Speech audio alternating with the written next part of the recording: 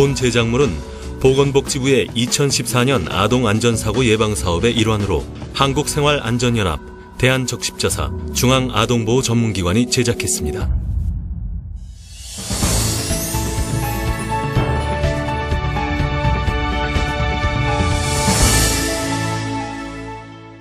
가해자의 80%가 부모라는 조사 결과가 나왔습니다. 가정 내 학대로 고통받는 아이들이 많습니다. 최근 5년 동안 아동학대로 인해 숨진 아동은 총 66명, 2013년도 한 해에만 22명이 목숨을 잃어 갈수록 소중한 어린 생명들이 학대에 의해 사라지고 있습니다.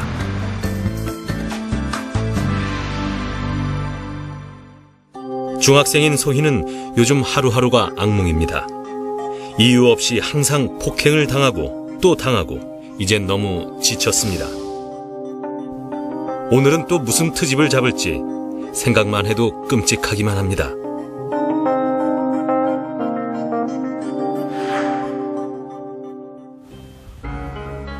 집에 들어오기만 하면 항상 화만 내는 아버지. 이것들이 애비를 보나? 이것들이 다 어디 갔어? 딱히 이유도 없는데 아이들을 보기만 하면 고함부터 지릅니다. 집안 꼴이 이게 뭐야? 치울게요. 진짜 답답하네 정말. 계속되는 아버지의 폭언, 그리고 폭행으로 인해 두 자매는 항상 위축되어 있습니다. 학원을 들러 수업을 마치고 집으로 돌아가는 소희의 발걸음은 더욱 무겁기만 합니다.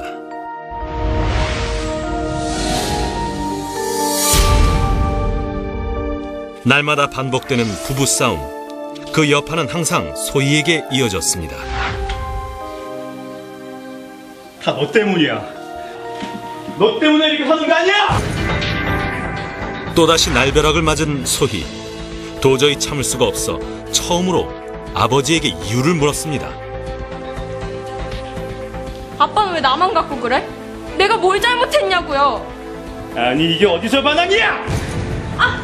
돌아온 건 대답이 아닌 아버지의 손찌검. 상식적으로 전혀 이해가 되지 않는 상황이지만 이 집에서는 하루도 빠지지 않고 일어나는 일입니다. 아버지는 왜 소희를 때릴까요?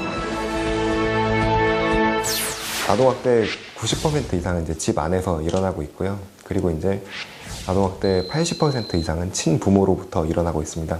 이제 내 자식이기 때문에 이 아이는 내 거다라는 이런 소유물로 생각을 하는 그런 인식도 있기 때문에 아동학대가 부모로부터 많이 일어나고 있습니다. 주변에서는 이 집에서 일어나는 폭행에 대해 알고 있을까요? 하루도 안 빠지고 물건 부수고 비명소리 나는데 아유 모를 수가 있나요? 저 집은 매일 그래요. 우리가 말릴 수도 없어. 내 아버지는 워낙 사나워서.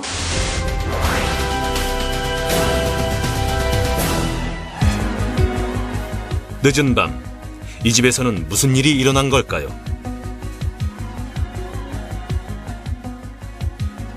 아버지의 학대는 어릴 때부터 지금까지 그치지 않고 계속되어 왔습니다. 하루 이틀이 아닙니다.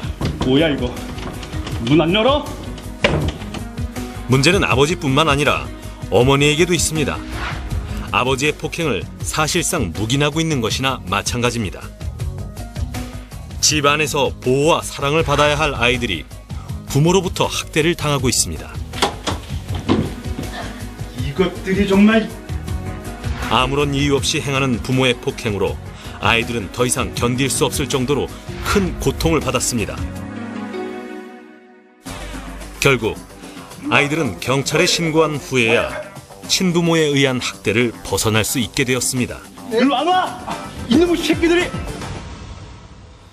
그런데 상담 중 놀라운 사실이 밝혀졌습니다.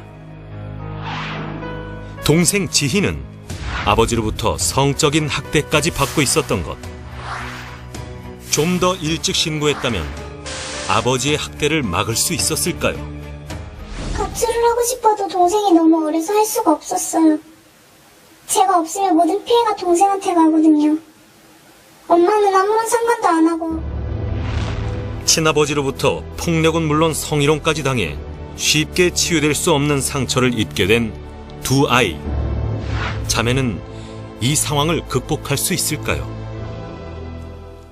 보건복지부 통계에 따르면 아동학대 신고는 2010년에 9,199건, 2011년도에 1,146건, 2012년에 1,943건, 2013년에는 13,076건으로 해마다 늘고 있습니다.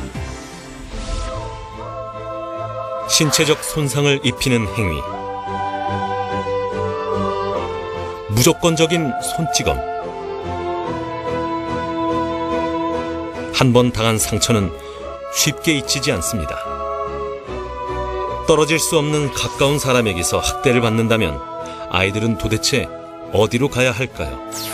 두 가지 이제 큰 제도가 있죠. 우선은 그 아동을 학대하는 그런 친권자 또는 보호자를 형사 처벌을 하는 것이 이제 첫 번째고요. 두 번째는 이제 민사적인 그런 제도로서 친권을 이제 상실시키는 그런 제도가 있습니다. 친권을 상실시킴으로써 그 자녀들을 이제 보호를 하는 거죠. 얼마 전 국회를 통과한 친권 제한 정지 제도는 부모라는 울타리를 인정하면서도 그 울타리가 자녀를 해치는 것을 막을 수 있습니다. 부모로부터 학대를 당하는 아동 역시 이제 법적으로 대항할 수 있게 제도적 장치가 생긴 것입니다. 아동 학대를 하는 것 자체는 도덕적으로 뿐만 아니라 법적으로도 이것은 범죄가 된다는 이런 인식이 꼭 필요하다고 봅니다.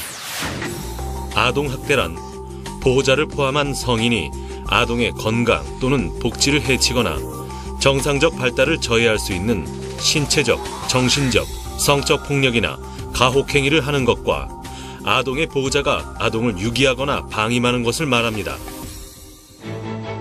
몸에 상처를 주는 신체적인 학대,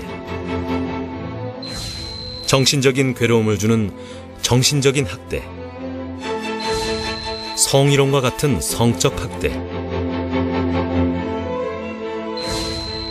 아예 관심을 갖지 않는 방임, 그리고 두 가지 이상을 동시에 하는 중복 학대까지 아동 학대로 인해 피해 아동들이 받는 상처는 너무나도 큽니다.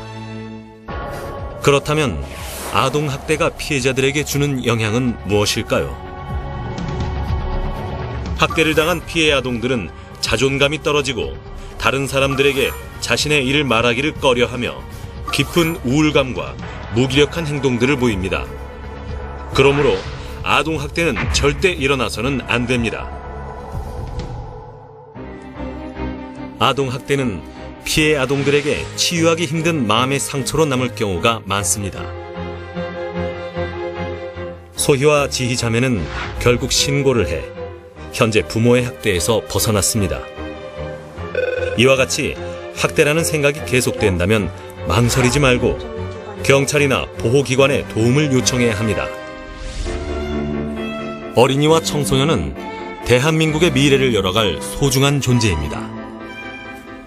친부모를 포함하여 아무리 가까운 누군가라도 나에게 학대를 한다는 생각이 들거나 주변에 학대받는 친구들이 있다면 망설이지 말고 학교 선생님과 같이 믿을 만한 어른이나 아동보호 전문기관에 신고를 해야 합니다. 침묵은 절대 해결책이 될 수 없습니다.